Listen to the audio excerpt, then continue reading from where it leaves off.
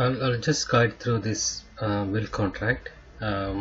This is only a basic contract or very minimal things. I haven't captured everything that should go on a will.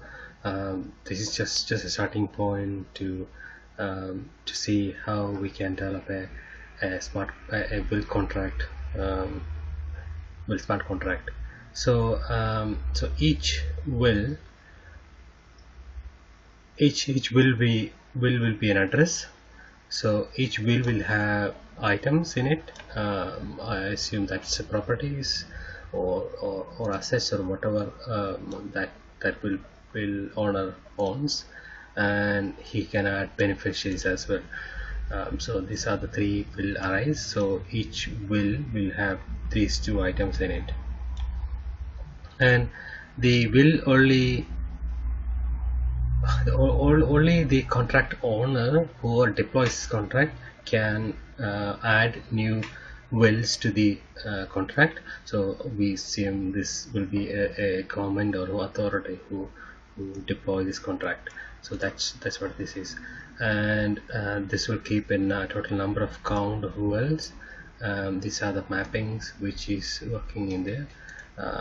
This is a default constructor. When a constructor starts, the constructor will set the owner to the whoever deploys it, and then start this total count.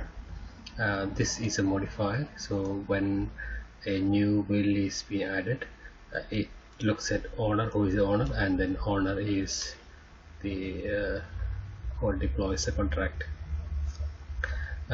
When a new will is added, it looks for is that if the will address is already added, it will throw an exception. Otherwise, it will add that to there and then increment this counts to count how many wills are there. Let's look at that much version.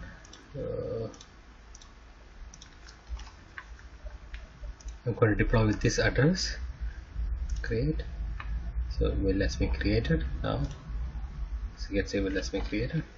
Now I'm going to add this address to the will. So I would come here, copy this address, then go back to the address where it is deployed, add new wills,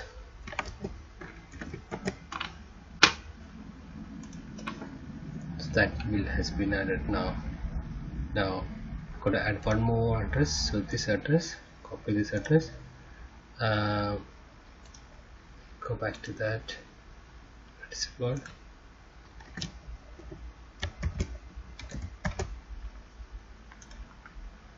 Two wills has been added now. So let's check total will count. 2 wills has been added. So let's see if I'm going to add this address to the will from this address, it will throw an exception.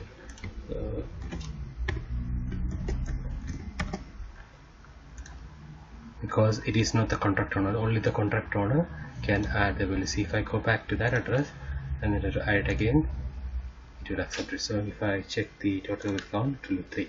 Okay, now we added the wills. Next step is to add. So this is the function that does that.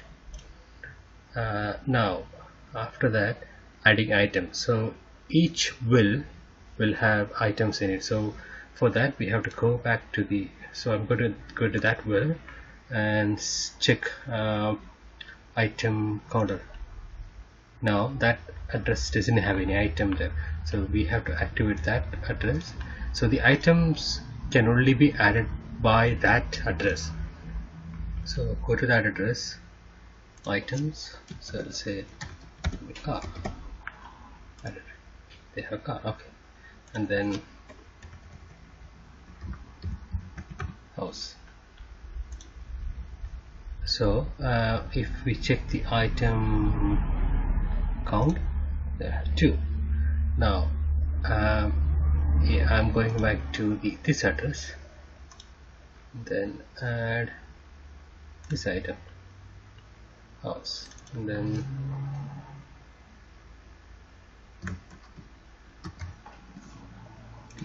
Now then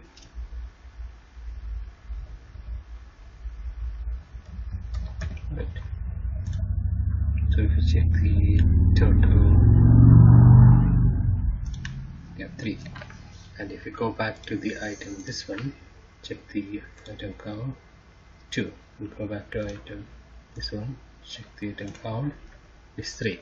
Now that's this one here. So this function will take care of all those things, and this is a function to call the counter. And then third one is add beneficiaries. Similar to how we add the items, we can add the beneficiaries. So if I come to that account and see beneficiaries count, this account doesn't have any beneficiary. So I would add a beneficiary. So I got one beneficiary count 1. Now I'm going to this account and add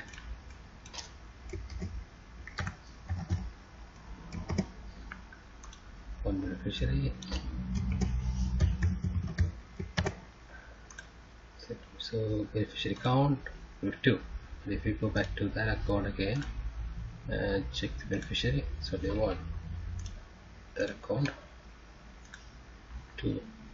We haven't added anything for that account. We check that it's no beneficiary. So that's what this one is. This beneficiary function is for. So far I'm up to here.